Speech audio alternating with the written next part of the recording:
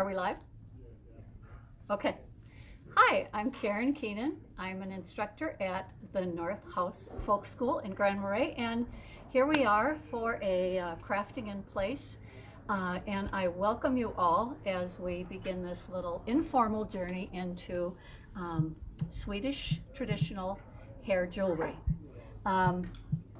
So you already know that I'm going to be talking about a subject that some people know about, others don't.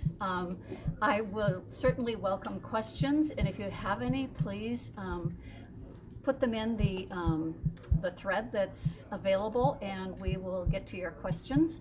And I also have some questions that are going to guide our conversation, and they are kind of my way of being able to organize this in a brief way, but in a way that I hope that you will learn something about the almost lost craft of hairwork. So first, let me provide a little context for this. I have been working in hairwork for a couple of years now. I learned it in, I take it back, it'll be November will be the second year.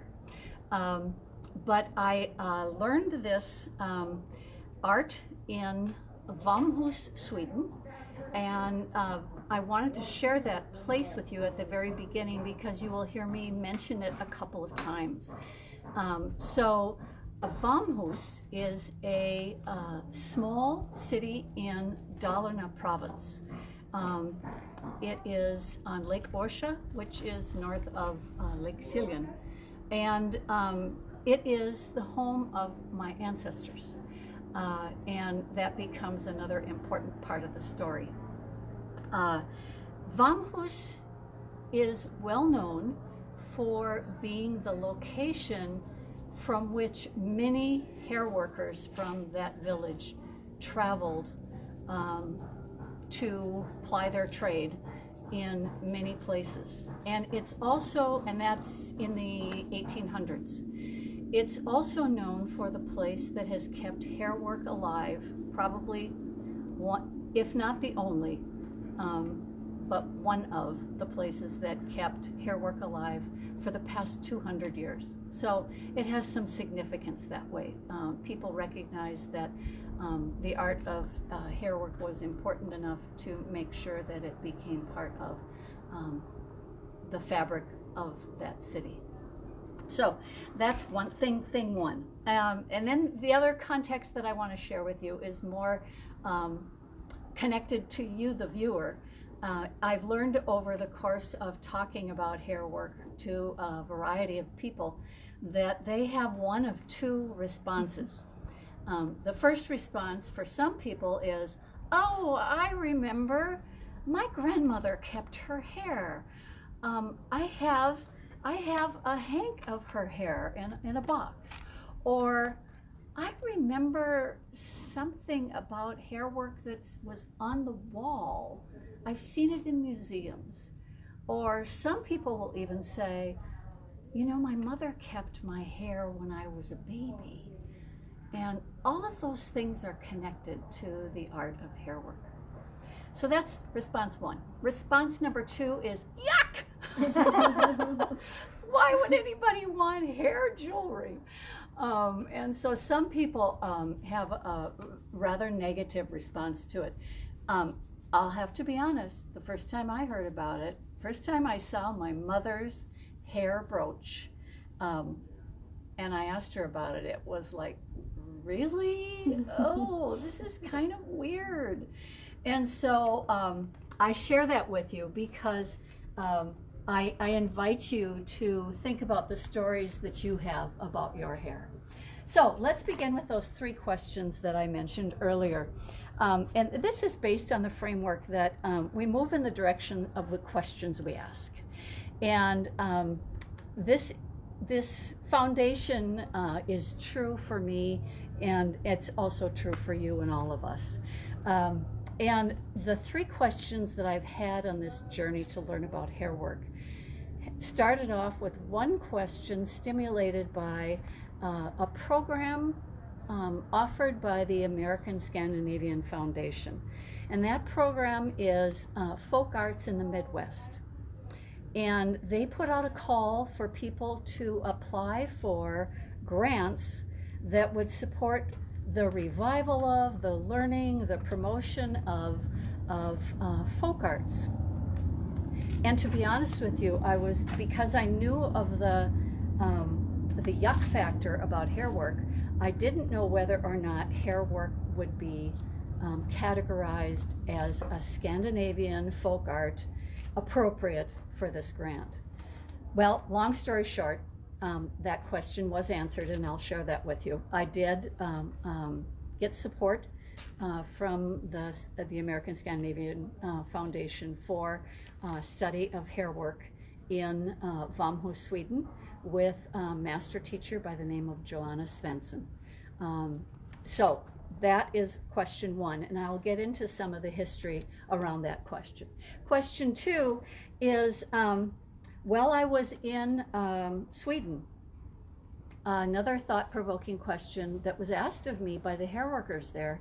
They have a little guild, and one of them was sharing with me her thoughts. She said, and this is an immigrant question, of all the women who moved from Vamhus to the United States and were hair workers, did any of them continue to do hair work in the United States? I'm still working on that question.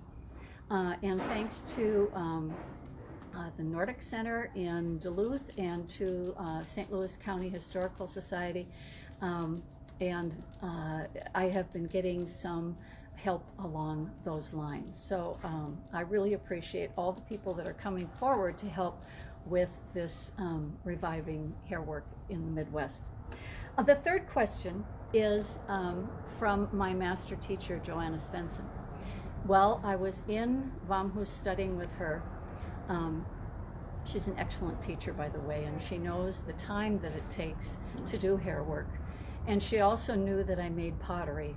And she asked me the question, Karen, how are you going to do both pottery and hair work? So those are the three foundational questions. And to that, I'm going to ask that we look at this display. And I'll just briefly give you a little information about the history of hair work. Here you see a statue that is featured predominantly in Vamhus. And you see a woman from a very prominent hair worker. Ada was her last name. Her first name, the last name is escaping me. Ryder, I think. This was around 1940s, 50s. This statue represents the itinerant hair worker from Vamhus. And in her hand is a brooch. And that brooch is this brooch, which is the traditional hairwork symbol of Vamhus. So in the 1800s, of course, that was a symbol that this hair worker was from Vamhus, could be trusted. She would accept hair from clients and would make hair jewelry for them. She is also carrying another thing that is very recognizable from the village of Vamhus, and that is a basket. And in this display you will see a number of baskets. So Vamhus is known for its basket making and for its hair work, along with, of course, logging and other types of things, farming, weaving, those kinds of things. So hair workers would go from Vamhus to major capital cities in Europe, such as St. Petersburg and London and Edinburgh. They would stay there with perhaps 2 or 3 others, a little team from Vamhus, for about 6 months or so during the wintertime, and they would earn a good wage as entrepreneurs. And as a matter of fact, what has been told me is that the Swedish hair workers from Vamhus earned more making hair work than collectively the people back home earned in logging and mining and farming. So it was a very, very good thing to be able to do. So here is an example of an old hair table. These are the tools that a hair worker would use. And here, very faintly, you can see how they would weave hair on this little very primitive machine. That was used for wig making. And there's a relationship, those of you who know bob and lace making and anything about wig making will recognize that there's a body of knowledge that is contained in all of these very fine skills. And so here you see what is tremendous research, which is the hair itself. And keep in mind that Victorians grew their hair sometimes down to the ground. So it was very easy to make things if you had a long, long tress of hair. Over here, you see some hair workers from probably the late 1800s. They have a table full of their hair work, and you can see the table upon which they are making their hair work. This happens to be my great-grandmother Karen and her cousin Mate. She was a very good hair worker, probably because her mother was a hair worker. Tisk Margit Erstatter was her mother. And you know, these are things that as an immigrant who lives in the United States now, I'm just beginning to understand the connection to ancestors back in the homeland. So it's amazing what we can learn if we put our minds to it. So here you see how an itinerant hair worker would load up a sleigh in the wintertime with baskets and all of her tools that she would need for hair work, and they would travel off to those larger cities to sell their work. Later, of course, while cars became important, you can see that the trailer full of baskets was pulled behind a car. These pictures are from a little museum that Joanna Svensson has in her little hair museum at Myrens Hemslöjd in Vamhus. Also in Vamhus is a hair museum, which is where this picture was taken. So if anybody gets there, you'll be able to see all sorts of things that are historically related to hair work. So the hair work that is traditionally done from the small city of Vamhus, which is the traditional Swedish hair work, is characteristically different than the hair work that was done in sometimes perhaps more affluent areas. Vamhus was a small village and a poor village, but that doesn't mean that the people there and all across the area didn't appreciate beauty. So the idea of making, being adorned with jewelry was something that was important to people, even though the resources were scarce. So when you have hair and you have wood and a needle and some thread, you can actually do some wonderful things. So the characteristic of Vamhus jewelry that comes from Vamhus, you see, is that the findings are not metal. They are made of wood. So these are wood-covered beads. And the beauty of them is in their simplicity, but also their elegance. Here's another example of a bracelet. This is a bracelet made for a man. I recently made this as a commission. He gave me a whole bunch of his hair, and I asked, "What can I do for you?" And he said, "Make me a manly bracelet." So I did. Some other examples of Swedish traditional jewelry would be this one. Well, this one's made. People often ask me, what about dyed hair? Can you use dyed hair in hair work? And the answer is yes. This is kind of a traditional hair necklace that I've embellished with some contemporary beads, just because, you know, you have to explore different things. This is using the same hair, making a traditional bracelet, much like the manly one, but this one's more feminine, it's smaller. And so here you can see all sorts of different kinds of patterns that are used throughout the jewelry making process. So there you have a brief history of the Swedish hair jewelry, the recognition that Vamhus plays an important role in sustaining the art itself, and a little bit about how women entrepreneurs left the village and made a very good income. One thing I would say that they added to the prosperity of the village, the money that was made was often used in farming, which the women would come home, they would get rid of their finery from the big city, and they would put on their work clothes and do the farming chores. So that's kind of the rhythm of that kind of thing. Hairwork jewelry was very, very popular in the 1800s. It was popular both in Europe and in the United States.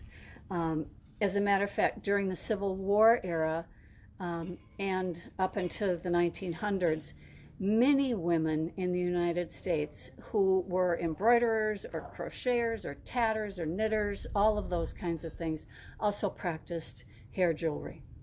And they would often make items for their husbands. I was recently in Philadelphia and I found this at a flea market.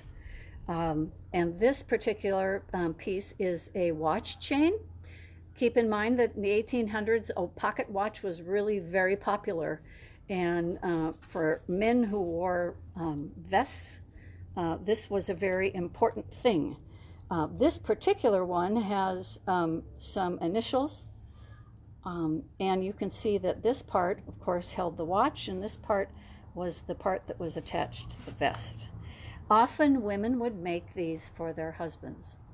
And women also wore watches as well. They would make fobs, and they would use them a pin, and the fob would, or the watch would hang on the fob. So they were very, very popular, and the popularity of hairwork jewelry really died off in the early 1900s when women started to cut their hair, and the resources died out. In the mid 1900s, people over in Sweden recognized that they needed to capture the story of hairwork in written form, and this book was written by Edith Unnerstedt, A Journey to England. And this is a quick little story that perhaps some of you will understand, because maybe something like this happened to you as well. This book was given to our family in the 1960s, I want to say 1964, by our great aunt Anna. And you remember my grandmother Karen, who was over here. Great aunt Anna was her daughter, and her daughter thought it would be really important for her family in the United States to know about hairwork, and maybe there would be somebody interested in it. Well, Aunt Anna brought each of our 5 families here this book, and none of us read it. And I find that really embarrassing now, but my mother kept it. And when we were moving her from one place to another and we were going through her libraries, I said, may I have that book? And in about 2008 I read it. And I was blown away by how these women would travel all about and make hair jewelry for people. It was quite amazing. Edith Understead also wrote another book, Travel with Grandmother. And this one is a travel to London. The other one is a travel to St. Petersburg. Karen and her mother went both places, and they also went to Scotland.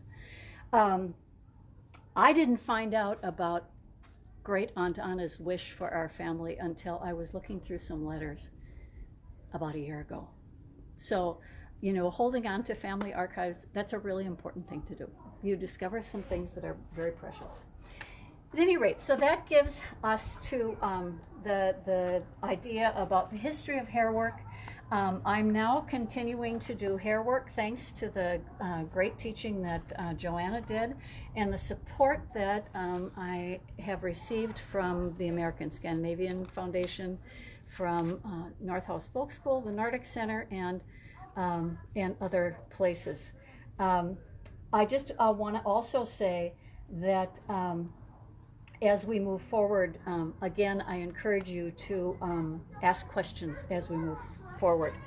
The second question I had was, what did the Vamhus women do when they came to the United States? And the interesting thing is, Joanna has given me a number of leads about people that she corresponded with, and I am working on following up on that. But the curious thing about asking this question is that nobody knows. So either it's in somebody's memory and it needs to be pulled out, or in fact nobody's really written about it in the United States. So thanks to the St. Louis County Historical Society, they asked if I would be willing to write a little one-page article about this question of where did the Vamhus hair workers work, and where did they live, and what did they do. So I hope to receive some information about that. And you know, like anything else, you run across all sorts of different avenues to take, and all of them sound absolutely delightful. So I hope to learn more about that. My guess about the one of the possible answers is when Swedish women moved over to the United States, they didn't have time to do hair work. If you're living and you're trying to eke out a new farm, or try a new trade, or live in a new country, I think it might be really, really difficult. So who knows the answer to that question. The third question that I have that frames this is the question that Joanna asked, which is, if you're going to do pottery and you're going to do hair work, how are you going to combine the two? Well, that's one that I'm just now exploring. And I have to say, thanks to Instagram, thanks to also the International, the Victorian International Hairwork Society, I am meeting all sorts of people who are doing all sorts of things with hair. And it's absolutely remarkable. There are wonderful, creative people out there. So here is just briefly some of the things that I've started to do. So in addition to the hair work, one of the things that was very popular in the late 1800s and the early 1900s was something called a hair receiver. And a hair receiver is simply something that holds hair. Women sat at their parlor table, or not their parlor tables, but their dressing tables, and they kept the hair that came out of their brush for one of two reasons. One, they may have used it for hair jewelry. You don't want to lose a valuable resource. But then two, women wore very bouffant hair, and they used this as little bump things, you know, that you would put them together in nets, and then you'd put them on, secure them onto your head, and then you'd comb over it, and it'll look like you had just buku hair. Yes. So I am exploring the possibility of making receivers. So these are some pottery receivers that I'm starting to make, which is kind of fun. And then the other thing that I'm doing is once I started to make the receivers and once I started to ask the question, well, other things can be done with hair braids. Like, what would it look like if you added hair braids to pottery? And I can imagine these two little pieces, if they were made with the hair of a loved one. I can see putting flowers in there, maybe favorite flower of your mother, or, I mean, there are endless possibilities. So I'm just starting this journey, and I'm enjoying the notion of thinking about what the possibilities are. As I work, I, of course, combine the traditional hair covered wood bead, but also adding on elements of the North Shore and of Scandinavian traditions with silver and stone. So I think, you know, like anything else, you just start down a path and you see where it leads you. And so that's a little introduction to the notion of hair jewelry from the framework of those three questions. I could talk on and on about this, but I really want to check in with you to see if you have any questions. And so have we gotten any yet? Someone asked about the clicking noise. Oh, the clicking noise. That one I discovered yesterday. The clicking noise is a grasshopper, as I understand it. Yep, Just now there going. we go. There, it's now going. We have a comment from someone from Sweden who said it is fun to see that their history continues in other parts of the world. Yay! Yeah. That's absolutely wonderful. Well, I love promoting Vamhus, the home in which my grandfather grew up. I have a question. Okay. So, do you normally work with your own hair, or if you get a commission, do you work with that person's hair, or like, do people buy strangers' hair? Okay, that's a very good question, and Nia, I thank you for asking that, because that also is a very common question. People will say, "Where did you get your hair?" Well, thankfully, Joanna gave me some lovely locks that I could take home and practice with. But also, there's a hairdresser in Duluth, Adeline. She had a bag that she gave me of commercially treated hair. And it was probably originally dark hair, but it was dyed blonde, and this is that hair. So that was something that I used. People have also asked me, have you ever used your own hair? And the answer to that is yes. Adeline, I asked her if she would cut off just enough for me to make some jewelry. I don't have that stuff out here right now, but what she did is she cut off in the back of my head two areas about the size of a pencil, maybe a little bit bigger than a pencil, maybe the size of my thumb. So two areas back here, she just went to the scalp, trimmed them, and I had these two hanks. And with that, I was able to make some jewelry. This is an example of hair. Another question people will ask, but do we need to get it cut first to cut off all the split ends? And the answer to that is no. Because we're really going for length. We can deal with the split ends. They can be down at the bottom, but we're trying to go for the length for these things.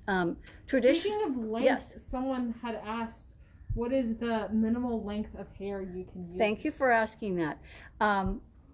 The 12 inches is desired. Okay. Because, and let me explain why. So when you do a hair braid, you make a hair braid on this tool, which is the hair table. And here you can see that it's called a hair table? It's called a hair table.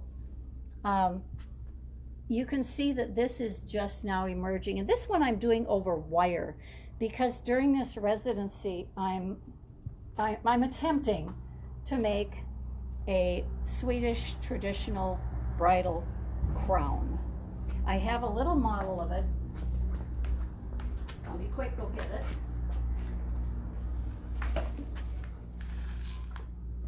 I did a model mock-up. Wow. With, so here you can see it would be up on top of the head like this. Plumbing devices come in very handy every once in a while. So here you can see, in this particular case, I'm going to be making a braid for this and a braid for this, and then I'm going to have 2 braids around here and down here. So I'm going to fasten all of those together. Ultimately then I'm going to bend this, which is the beauty of the wire, and bend this, and then there will be some dangly things on there. So that's the plan. We'll see what happens. But if you see this is a necklace, and the hair length supports this one braid. Mm-hmm. And then the bead is a finding for attaching the next braid. So that's how that goes. So 12 inches is really a helpful size. Not to say that things can't be done with smaller bits of hair. And I would give some reference now to a wonderful exhibition for those of you who are interested in hair work and all of its 4 forms. An exhibition that was done at the Mutter Museum in Philadelphia. I want to say this was 2017, if I'm not mistaken, or it could have been 18. And in this collection was a wonderful display of all forms of hair work. What you see featured today in this talk is Swedish traditional hair work. But here you see, this is an example of palette work where they take shorter hairs and they add a kind of fixative to flatten the hair, add this fixative, do the little curly that you'd like to do. When that's dry, then you can put it on like a cameo glass, which is, kind of opaque glass. So that's one thing. So there's hair jewelry, there's palette work. This is an example of sepia work, which is where you take bits of hair and you chop them up into very, very fine pieces. And then you pool those together in a paint medium and you actually paint with hair. Whoa. So that's up to 3. So let me get you a picture of the 4th one, which many people are, interestingly enough, familiar with. This is called gimping. And gimping is where you do the wire work, but instead of making it into jewelry, you make it into floral wreaths, and any kind of form you'd like to. You can see in this one that it says 1880. And in this display at Mutter Museum, they also showed the gimped hair work that would be hung on homes. So this was not only, as I stated earlier, an adornment to the body, but an adornment to the house. So it was artwork for the house, and in many instances, it was representative of a family tree. So the project itself, the artisan would collect hair from all the family members, and then in the back would show whose hair belonged to whom. And when you think about this, in the 1800s, this was a time of great sentimentality. Queen Victoria, of course, was well known for being a very sentimental, caring person. When her husband died, she kept his hair close to her. And it was a very important thing to be close to the person you loved in whatever way you could be. Keep in mind that not everybody could afford a daguerreotype, which is the only kind of photograph that was available at the time. And not everybody could afford the notion of having somebody paint your portrait. So there were few mementos that we could keep as humans during the 1800s of those that we loved. So that tradition continues. I just got a call the other day, would I be interested in making some hair jewelry for a woman who just lost her mother, and she had her hair.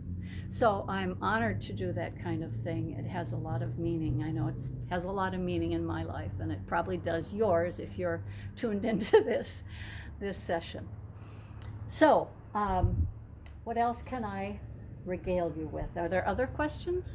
There are not any other questions. I guess we could send out a final call for questions. Any other questions? Do you have any questions? Did they do this in Finland? Oh, yes. As a matter of fact, hair workers were popular all over Europe. And the Germans especially are very, very good at hair work. And there is, I wish I could remember all these names. If you're on Instagram and you look up Hairwork, you can find the hair workers. The Victorian Hair Workers International is also another great resource. I highly recommend that. They connect with everybody around the world. And Hairwork is also connected at Layla's Hair Museum in Independence, Missouri. So I would put a plug in for that as well. She has collected a number of artifacts that are really very impressive. So yes, hair work was done many places. And historically, if you think about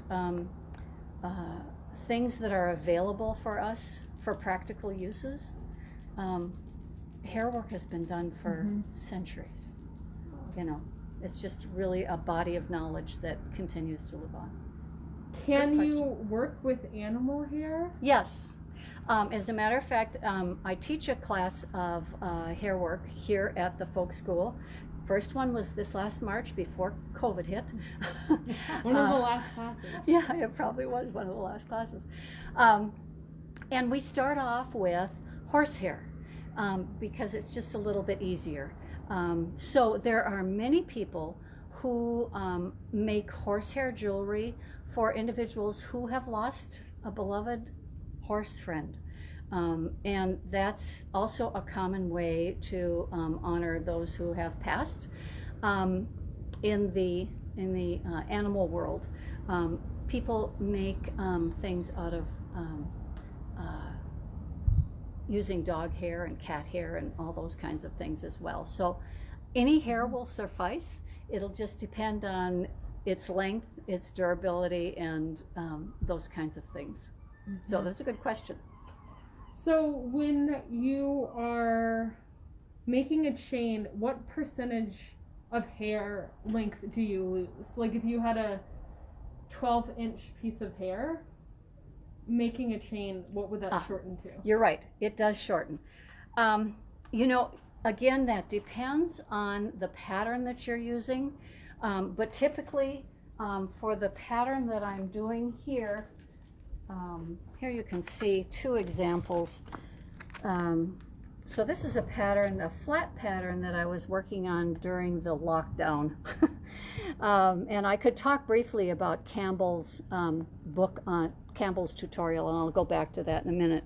These are the pieces that I am making for the hair crown, and I would say that it's 1/2 to 2/3. So this particular piece, if you look at the wire that's behind it, I basically thought, well, if I cut off a wire the same length, maybe this one is not the good one to show. This is the good one to show. So here I said, okay, if I cut my wire to be the length of the hair that I'm using, I should have enough, right? I'll have more than enough. So here is an actual example of using this weave. You find that it's about 5/8. So I had a little extra here, so it'll be about this. So it's a little over half. So you do, that's why you have to have 12 inches, or it's desirable to have 12 inches. Now let me go back to Campbell for a minute. The Hairwork itself was a body of knowledge, and it was a livelihood for many people who did it. Consequently, that knowledge was kept close to the chest until a gentleman by the name of Mark Campbell decided to write a tutorial. And this book, if I remember correctly, was written, I want to say, I can't find it, late 1800s.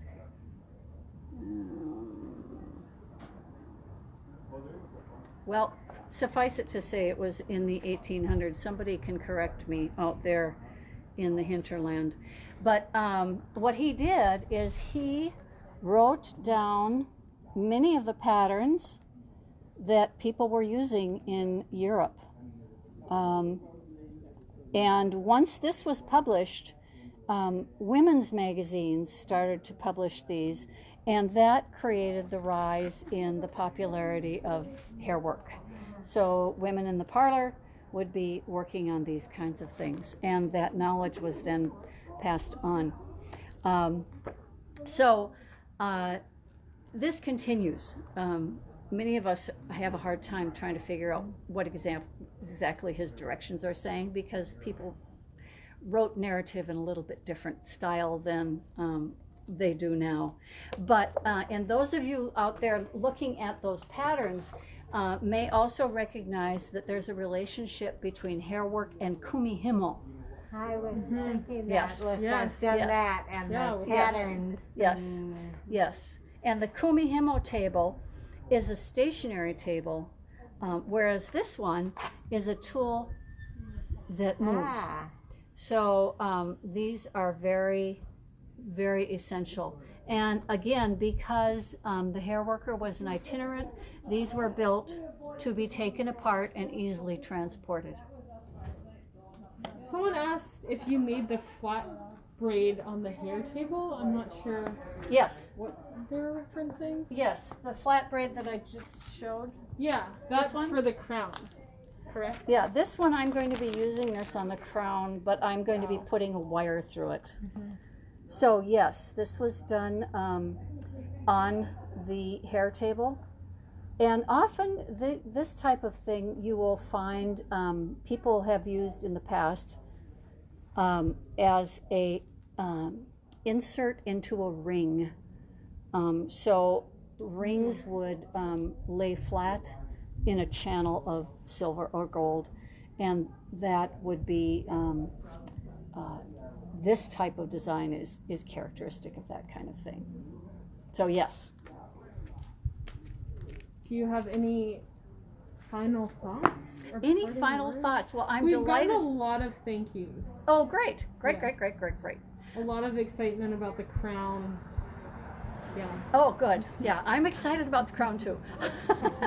And you know, I have to say that thanks to Instagram and thanks to Facebook, we can share knowledge around the world. And when I was asked by people at the Nordic Center in Duluth, would you make a hair crown?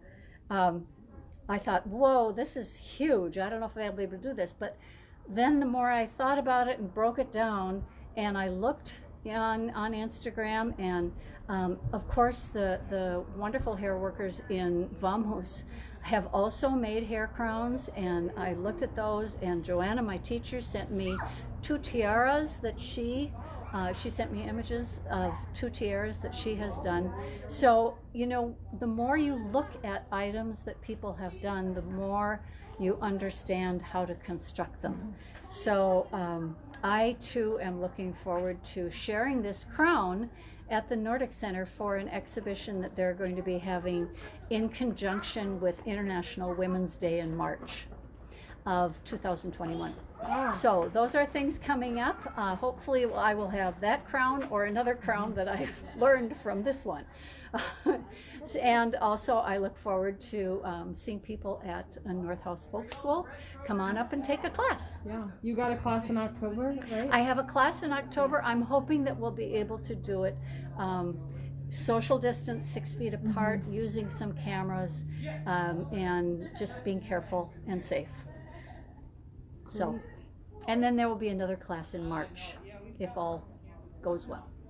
So thank you for joining in on this conversation. Thank you for the live people who are here, and Mia for being an expert camera person. It's been delightful. So any other questions? I can be found on the internet, Hemslojd Studios. That's HEMSLOJD studios.com. And if you have any questions, give me a call. Or that's old language, isn't it? Direct message me or or send me a text. I'm more than willing to chat. Thank you.